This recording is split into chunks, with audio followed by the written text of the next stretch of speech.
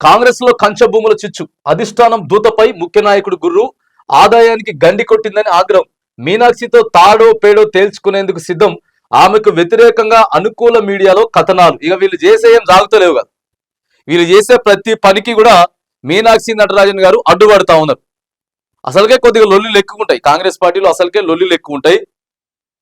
ఇక మీనాక్షి నటరాజన్ గారిని ఎట్లా చేసినా సరే బదనాం చేయాలి, అధిష్టానం మీద చెడ్డ పేరు తీసుకురావాలి అనేటటువంటి ప్రయత్నాలు తెలంగాణ కాంగ్రెస్ అగ్రనాయకులు కొంతమంది చేస్తున్నారట.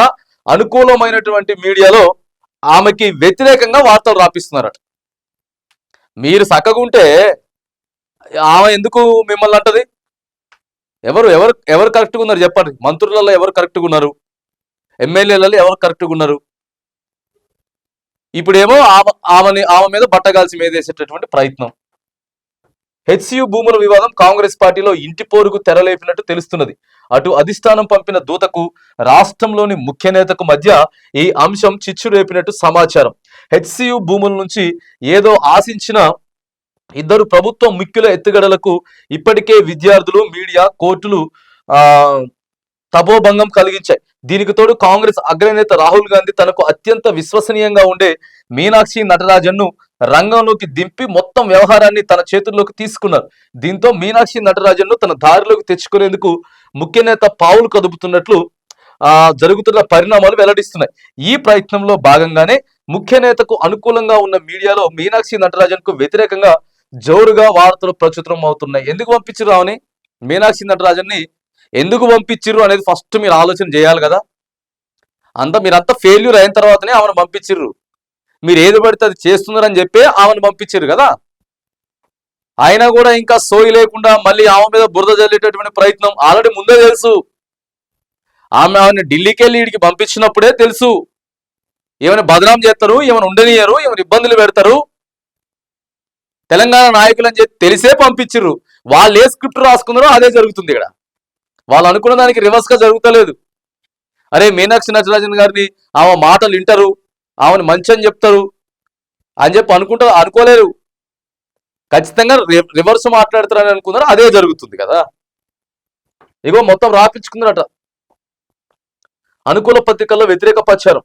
మీనాక్షి నటరాజన్ తమ ఆదాయానికి గండి కొట్టిందని రగిలిపోతున్న ముఖ్య నేత ఆమెపై వ్యతిరేక ప్రచారానికి తెరలేపినట్టు విమర్శలు వ్యక్తమవుతున్నాయి. ఇందులో భాగంగానే తనకు అనుకూలంగా ఉన్న మీడియాలో మీనాక్షిపై వ్యతిరేక వార్తలు రాయించారనే ఆరోపణలు వినిపిస్తున్నాయి. ఆ పత్రికల్లో వరుసగా 2 రోజులు మీనాక్షికి వ్యతిరేకంగా కథనాలు వెలువడటమే ఇందుకు నిదర్శనం. ఓ కథనం ఆమెను ఏకంగా సూపర్ బాస్ గా పేర్కొనగా, మరో కథనం రాష్ట్రంపై ఢిల్లీ అధిష్టానం పెత్తనం తెలుగు ఆత్మగౌరవానికి అవమానంగా వర్ణించడం గమనార్హం. నిజంగానే రాసిర్రు. ఏం రాసిర్రు తెలుసా? ఒకేసారి మంత్రులందరినీ పిలిచి హడావుడిగా కూర్చొని ఎట్లా మీటింగ్ పెడుతుంది? హెచ్సియు విద్యార్థుల దగ్గరికి ఎట్లా పోతుంది ఆమె డైరెక్ట్ గా? మొత్తం ఆమె చేతుల్లోకి తీసుకుంటే ఎట్లా?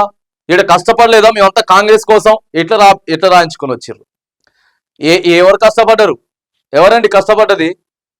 నికాస్ అయినటువంటి కాంగ్రెస్ పార్టీ కార్యకర్తలు కష్టపడితే ఇవాళ వచ్చింది. కానీ ఇవాళ పార్టీ అందులుండి ఇన్ని రోజులు కేసీఆర్ తోటే ఉండి మళ్ళా ఇవాళ ఇక్కడికి వచ్చి అటు దూకి ఇటు దూకి వర్గ పోరు పెట్టి ఇవన్నీ పెట్టిన వాళ్ళే కదా ఇప్పుడు ఉన్నది. నికాస్ అయిన కార్యకర్తలు కష్టపడితే ఇలా అధికారంలోకి వచ్చింది. అంతేగాని మేమే చేసేసినాం, అంతా మేమే గెలిపించేసినాం అనే ధీమాతోటి ఆమె మీద ఆడికి బోడే తప్పు, హెచ్సియు దగ్గరికి బోడే తప్పు. వీళ్ళంతా ఆ భూముల మీదకి బుల్డోజర్లు పట్టుకొని మళ్ళేమో ఆమె పేరు బదనాం చేసేటటువంటి ప్రయత్నం. ఇద్దరి మధ్య హెచ్సియు ఇచ్చేనట. కాంగ్రెస్ రాష్ట్ర వ్యవహారాల ఇన్ఛార్జ్ మీనాక్షి నటరాజన్ నియామకం జరిగిన నాటి నుంచే ముఖ్య నేతకు ఆమెతో పొసగడం లేదని పార్టీలో చర్చ జరుగుతుంది. ఇప్పుడు వీరిద్దరి వైరానికి హెచ్సియు వివాదం తోడైంది. ఇప్పుడు ఈ వివాదం ఇద్దరి మధ్య పచ్చగడ్డి వేస్తే బగ్గుమనే స్థాయికి చేరినట్లు గుసగుసలు వినిపిస్తున్నాయి. తమ ఆదాయానికి గండి కొట్టిందని ఒకరు, పార్టీ పరువును గంగలో కలిపారంటూ మరొకరు, ఇలా ఒకరిపై ఒకరు కాలాలు మిరియాలు నిరుతుంటున్నట్టు పార్టీ శ్రేణులు చెప్పుకుంటున్నాయి. అధిష్టానం పేరు చెప్పి ఆమె, స్థానిక పేరు చెప్పి ముఖ్య నేత ఒకరిపై ఒకరు ఆధిపత్య పోరుకు సిద్ధమైనట్లు కూడా తెలుస్తా ఉందట. అధిష్టానం దూతగా మీనాక్షి మంత్రులు, అధికారులతో సమీక్షలు చేయడం, సమావేశాలు పెట్టడంపై ముఖ్య నేత తీవ్రంగా మండిపడుతున్నట్లు సమాచారం. కాంగ్రెస్ పార్టీ మీ ఒక్కలదే కాదండి. కాంగ్రెస్ పార్టీ 125 పైబడి ఉన్నటువంటి పార్టీ. మీలాంటి వాళ్ళు ఎంతమందినో చూసింది కాంగ్రెస్ పార్టీ. చాలా అనుభవం గల పార్టీ, దేశాన్ని పరిపాలించినటువంటి పార్టీ.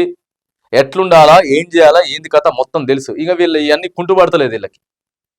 ఆ ఎరి ఏమొచ్చి అన్ని పుల్లలేస్తున్నది, ఎట్లా ఎట్లా ఎట్లా ఎట్లా ఆమెని బదనాం చేసేటటువంటి ప్రయత్నం సో ఇక్కడ జరుగుతా ఉంది. మరి దీని మీద అధిష్టానం అధిష్టానం రాహుల్ గాంధీ, సోనియా గాంధీ, మల్లికార్జున ఖర్గే మరి దీన్ని ఇంతటితోటి సామరస్యపూర్వకంగా బంద్ చేపిస్తారా, లేకపోతే డైరెక్ట్ గా మీడియా ముందే వీళ్ళు ఒకరి గురించి ఒకళ్ళు ఏమైనా మాట్లాడుకునేటటువంటి అంశాలు కూడా ఉన్నాయా అనేది చూడాలి.